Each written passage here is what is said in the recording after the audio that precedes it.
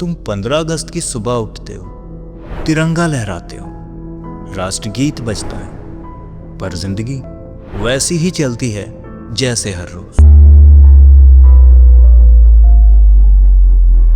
लेकिन एक वक्त था जब 15 अगस्त सिर्फ एक तारीख नहीं थी, वो एक उम्मीद थी कि शायद अगला दिन शेष होगा, शायद अंग्रेजों की गोलियों से बचा होगा, कहीं आजादी का सपना सपना ही ना रह जाए। ये कहानी है उन लोगों की जिनका नाम आज भी किसी सिलेबस तक सीमित नहीं है।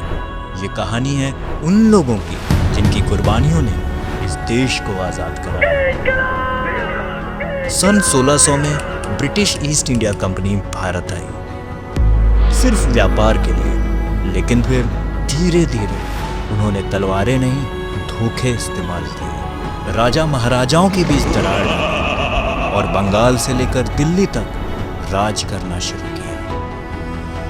सन 1857 में भारत की मिट्टी में पहली बार अंग्रेजों के खिलाफ गुस्सा दिखा। मंगल पांडे की गोलियां सिर्फ एक ब्रिटिश सिपाही के नहीं, बल्कि पूरे साम्राज्य के खिलाफ थी। झांसी की रानी ने कह दिया, मैं अपनी झांसी नहीं दूंगी, और जंग शुरू हो गई। पहली आजादी की लड़ाई हार हुई, पर चिंगारी उड़ चुकी थी।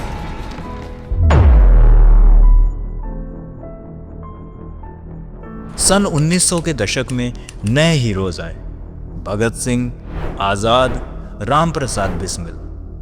इन्होंने कहा, हम सिर्फ जीना नहीं चाहते, हम एक ऐसे हिंदुस्तान के लिए मरना चाहते हैं जहां आजादी हो। भगत सिंह को फांसी सुनाई गई। बस 23 साल की उम्र थी, पर उन्होंने कहा, मुझे फांसी से डर नहीं लगता, मुझे तो खुशी है कि मैं इस देश के लिए मर रहा हूं। उनके खून का रंग लाल था, लेकिन हर बूंद तिरंगे के रंग में रंग चुकी थी।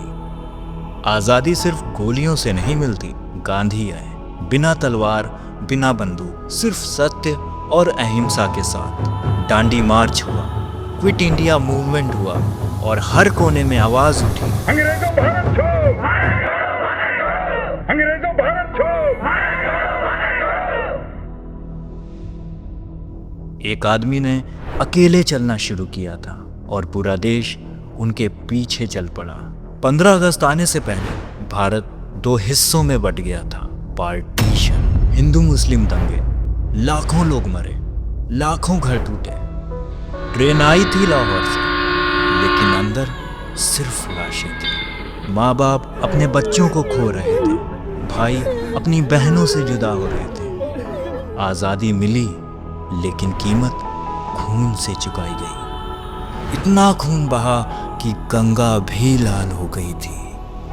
बात है 14 अगस्त 1947 की रात। चाचा नेहरू ने कहा, At the stroke of the midnight hour, when the world sleeps, India will awake to life and freedom.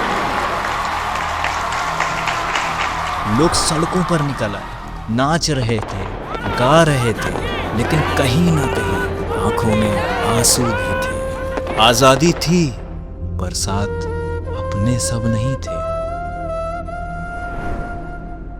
आज हम 15 अगस्त को एक छुट्टी समझते हैं, एक परेड, एक सेल्फी का मौका। लेकिन ये सिर्फ एक दिन नहीं, ये उन लाखों लोगों का सपना है जिन्होंने कभी ये दिन देखा भी नहीं।